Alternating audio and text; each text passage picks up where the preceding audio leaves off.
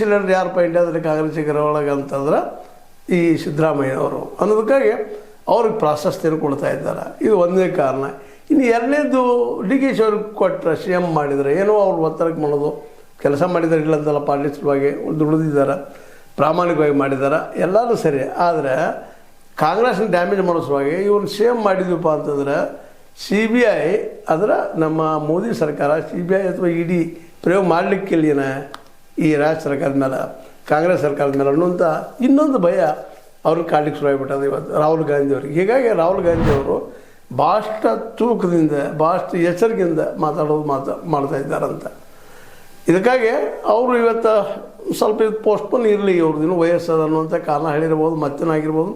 But ಇವತ್ತು ಏನು ರಾಹುಲ್ ಗಾಂಧಿ ಅವ್ರಿಗೆ ಇರುತ್ತಿರೋದು ಭಯ ಅಂದರೆ ಏನು, ಇವ್ರನ್ನ ಮಾಡಿದ್ರೆ ಈ ಉಳಿದ ಜನ ಅವ್ರ ವಿರೋಧಿಗಳು ಎದ್ದು ನಿಲ್ಲುವಂಥದ್ದು, ಜೊತೆಗೆ ಪಾರ್ಟಿಗೆ ಸಹಿತ ಹೊಡೆದು ಬೀಳುವಂಥ ಸಾಧ್ಯತೆಗಳು ಹೆಚ್ಚಿದ್ದಾವೆ ಅನ್ನೋದು ಸ್ಪಷ್ಟ ಆಗ್ತಾಯಿದೆ. ಅಂದ್ರೆ ಪಾರ್ಟಿನೂ ಆಯಿತು, ಜೊತೆಗೆ ಸ್ವಾರ್ಥವೂ ಆಯಿತು, ಎಲ್ಲನೂ ಆಯಿತು, ಎಲ್ಲದಷ್ಟು ವಿಚಾರ ಮಾಡಿದ್ರು ಸಹಿತ.